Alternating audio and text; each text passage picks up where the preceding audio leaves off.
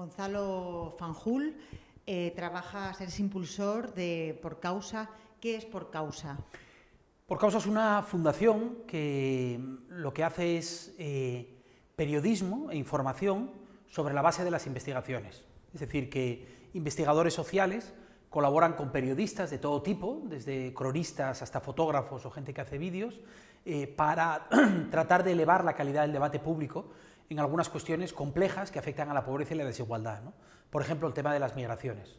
Entonces, Por Causa es un fenómeno, un modelo un poco raro de institución, porque luchamos contra ese ambiente hiperopinativo del debate público de tertulias y más bien ofrecemos información en profundidad que distribuimos luego a través de medios de comunicación importantes como El País, o La Sexta, o El Confidencial, o El Guardian, o Univisión, u otros medios dentro y fuera de España.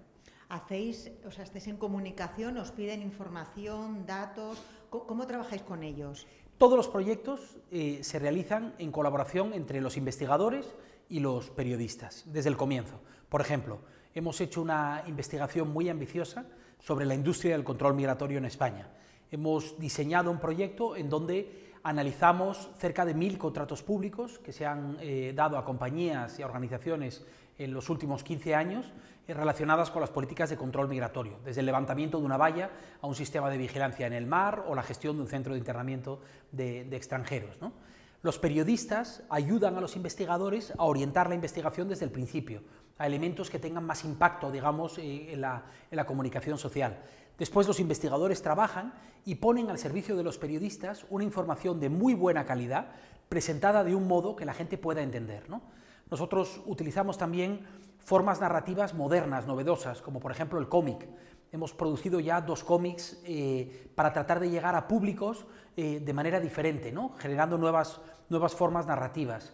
Es decir, que no somos un medio de comunicación, actuamos en complicidad con los medios de comunicación, pero sí somos una organización de periodismo lento, de profundidad, en ocasiones periodismo de soluciones, porque tratamos de buscar también alternativas y de contar historias sobre las alternativas a lo que no nos gusta, y es un formato que está teniendo muchísimo éxito en términos de impacto. Ha habido meses donde hemos tenido cerca de 20 millones de personas de impacto por los medios de comunicación con los que colaboramos, pero que es muy difícil de financiar, porque es un modelo muy poco conocido en España, donde la gente no entiende muy bien exactamente qué es lo que eres. Pero bueno, luchamos contra eso, eso es parte de nuestra función también, educar a la sociedad en esa idea.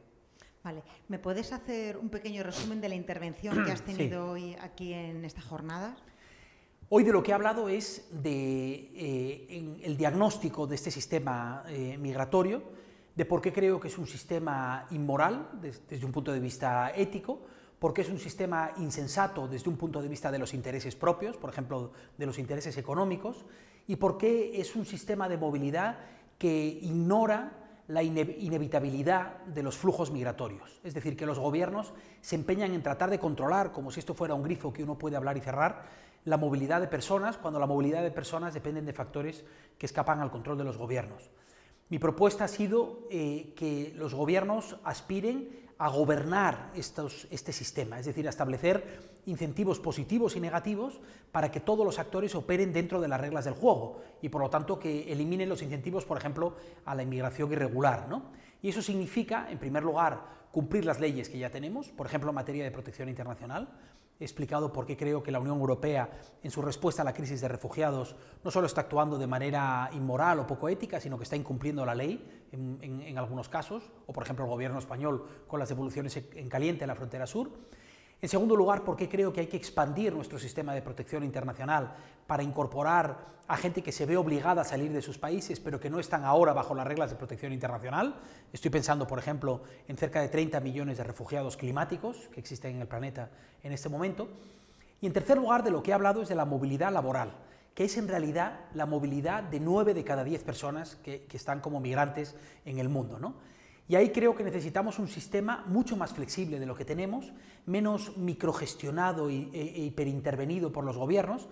Necesitamos un sistema que abra canales legales para que la gente venga. No estoy hablando de un sistema de puertas abiertas en absoluto, pero sí de un sistema bastante más abierto y flexible del que ahora tenemos.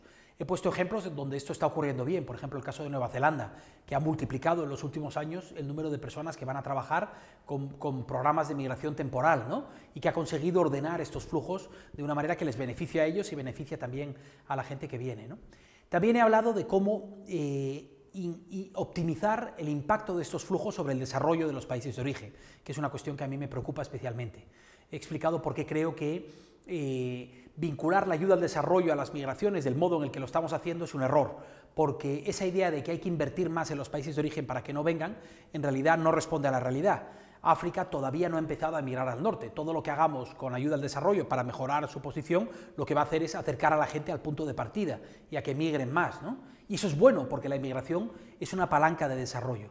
Mi argumento es que las organizaciones de desarrollo, las organizaciones de cooperación, deberían pelear para que se abriesen canales más abundantes y seguros de inmigración vinculados a políticas de desarrollo. Y he explicado, por ejemplo, el caso de Haití y los Estados Unidos, donde un grupo muy pequeño de haitianos, pero que en realidad constituyen casi un experimento, pudieron ir a trabajar a los Estados Unidos, como después del terremoto en Haití, ir a trabajar a Estados Unidos durante unos meses, y en ese tiempo multiplicaron sus ingresos, multiplicaron el ingreso de sus familias, retornaron a sus países de origen y además generaron riqueza en los Estados Unidos. Ese fenómeno se podría expandir para hacer todo esto, ¿no? Finalmente, lo que he hecho es explicar cómo se puede hacer esto, y he hablado pues, de lo que yo creo que deben ser coaliciones improbables. Necesitamos incorporar a más gente a esta conversación. Yo quiero escuchar, por ejemplo, lo que opinan las empresas, el sector privado. Las empresas saben muy bien la importancia de la movilidad del talento. Las empresas tecnológicas en Estados Unidos son algunas de las críticas más feroces de la política migratoria de Trump.